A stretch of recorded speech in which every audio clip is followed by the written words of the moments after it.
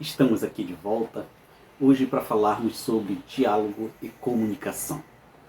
Dois fatores importantes na nossa vida, mas é necessário neste momento em que nós olhamos o nosso cenário de comunicação em tempos de pandemia, é muito difícil. Com muita gente brigando, muita gente discutindo e pouca comunicação acontecendo. Por isso, é necessário trazer esse momento uma reflexão a respeito do assunto. Então vamos lá, vamos à vinheta.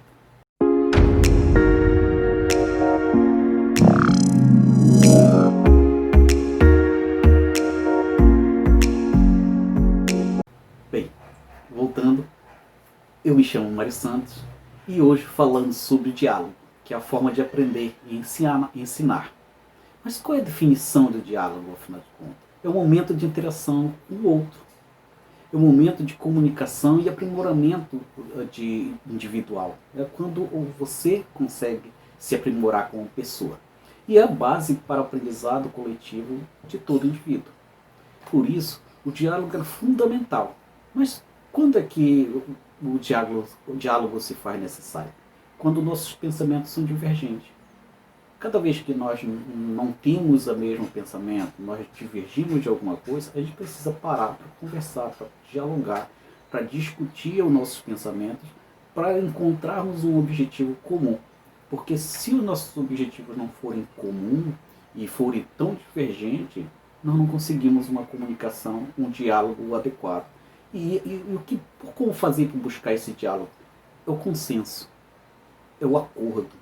É a forma como você encontra a melhor forma de convivência, de vivência com o outro, de buscar algo fundamental que é a convivência familiar, a convivência de amigo, a convivência no negócio e etc. Mas o que precisamos fazer para vivermos a nossa verdade? Precisamos ter o diálogo com os princípios perpétuos, com o nosso relacionamento. Não podemos andar juntos se não houver um acordo tranquilo entre as partes. Se não houver esse acordo entre nós, como é que nós podemos conviver com isso? Como podemos entender o outro? Como é que nós vamos trazer para o outro o que é necessário? O que é necessário para ele e o que é necessário para você. Por isso é importante que esse diálogo aconteça. Principalmente, por exemplo, no diálogo nas relações organizacionais. Mas o que propicia o diálogo nas organizações? Aproximar as pessoas, facilitar a comunicação, isso faz com que os processos, os trabalhos sejam mais leves, cria vínculo com o outro, o que facilita o trabalho, seja ele em casa, seja ele na sua atividade empresarial, seja ele no seu trabalho informal. Tudo isso cria um vínculo a partir do diálogo, porque vai aprofundar o relacionamento.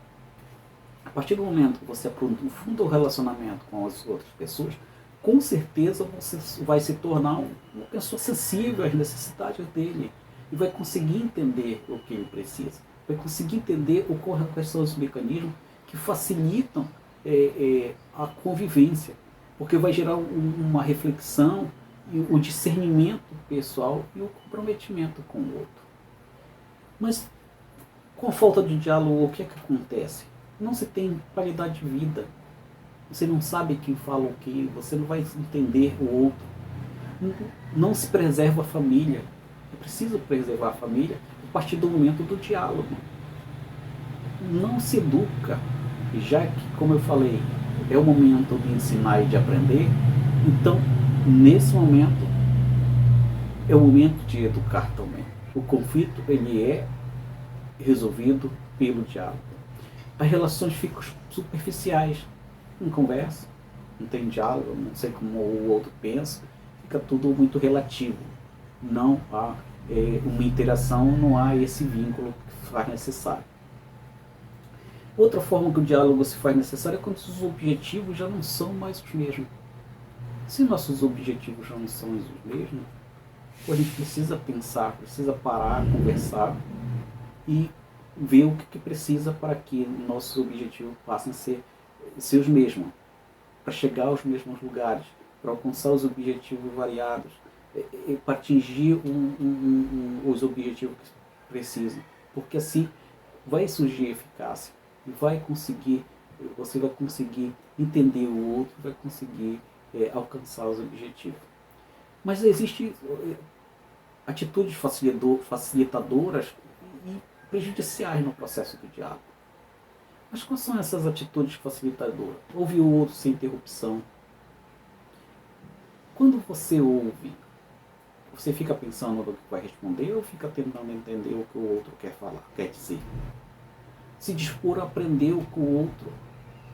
É importante que você aprenda com o outro. Se você não se dispõe a aprender, como você sabe o quanto ele tem para ensinar? Ser gentil. Seja gentil com as pessoas. Permita a possibilidade de ela contar, dela falar o que precisa. Ela ensinar a você. Se permita isso. Colocar foco no problema e não na pessoa. Se tem um problema, pense no problema. Não pense na pessoa. Não é a pessoa que vai fazer a diferença. É o problema que precisa ser solucionado. É o problema que precisa ser revisto. E isso é proporcionar também um autodiálogo. Quem sou? O que eu posso ajudar para resolver o problema? Como eu posso me colocar diante disso? Vai também precisar, atitude, dentro dessas atitudes facilitadoras, conhecer a necessidade do outro. Quais são as necessidades? Por que pensa assim e não diferente? Isso vai estar aberto a diversas formas de diálogo.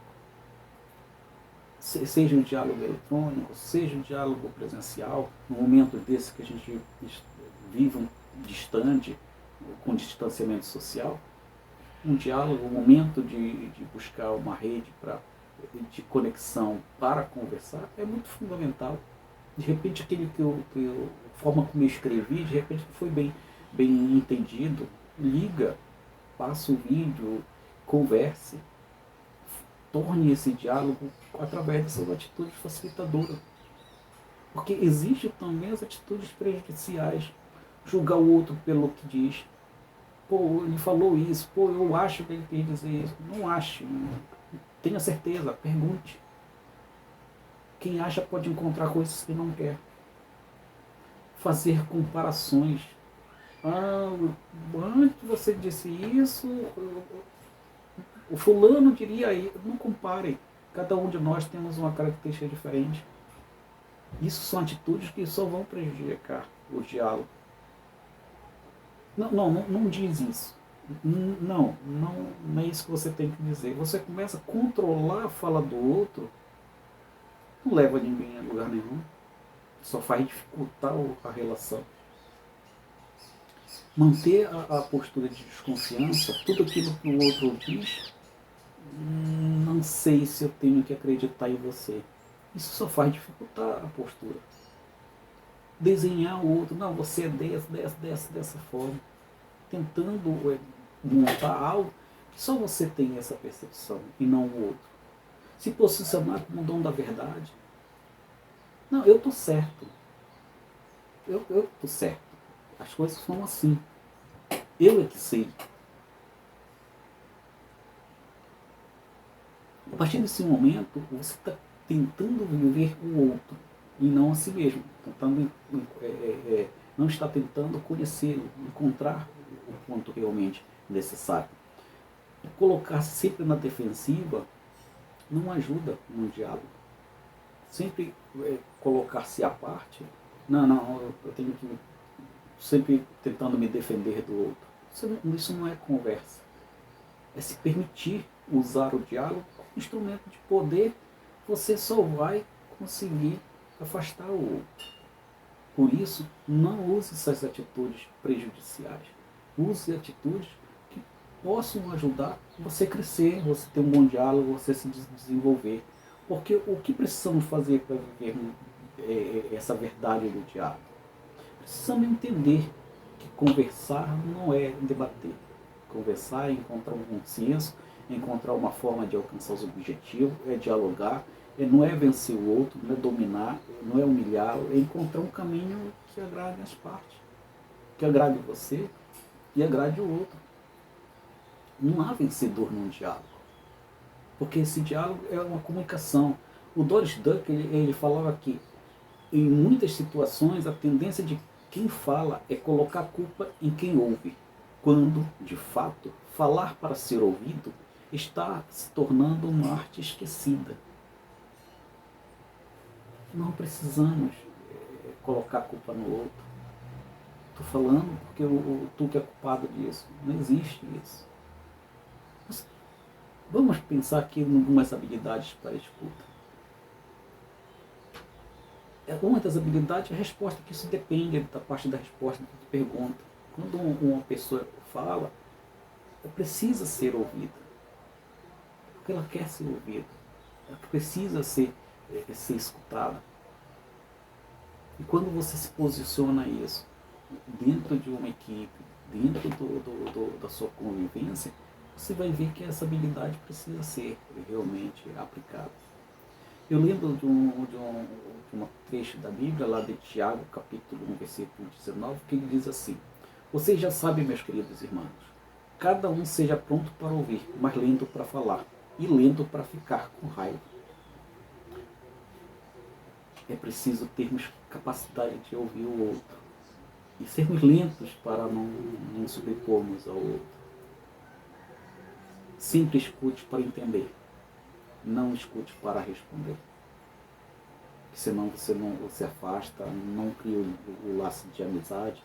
E nesse momento em que vivemos nessas dificuldades, é preciso que tenhamos essa preocupação. Que nos preocupemos com o diálogo, com a conversa, de chegarmos a um consenso. Viver muito tempo junto com o outro não é fácil. E você precisa formar esse laço.